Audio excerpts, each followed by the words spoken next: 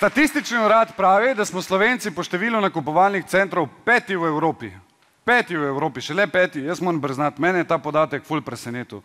Ker očitno so to statistiko delali brez, da bi se sprehodili skozi Celje, ne. Ampak tudi ostala mesta vedno bolj postajajo podobno temu, ne, kot da smo pač med nakupovalne centre mogli uturiti par teh stanovanjskih enot, samo zato, da se imamo potrošniki kje naspat, ne.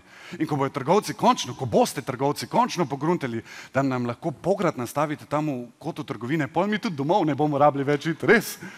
Ker itak imamo že zdaj te festivale nočnega nakupovanja, all night shopping, res.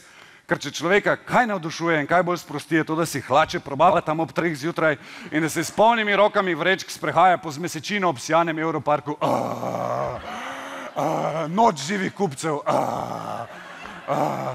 Ker že itak...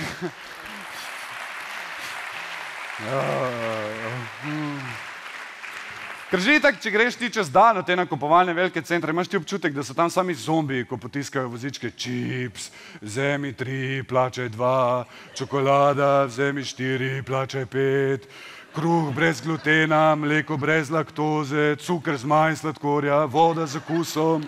Voda z okusom. Voda z okusom. Kdo mi lahko pove, kdaj je voda z okusom postala dobra stvar? Če si 20 let nazaj dobil vodo z okusom, sta bili 2 opcije. Ali si v podsaharski Afriki ali pa v hotelu Orl. Danes pa res. Danes pa ne veš, ali si naročil vodo ali šampon. Res, aloe vera, esenca lešnika. Ne. In res, ne rabi imeti vse arome, mislim, ne rabi imeti vse tudi okusa. WC papir z vonjem posilki. Zakaj? Res.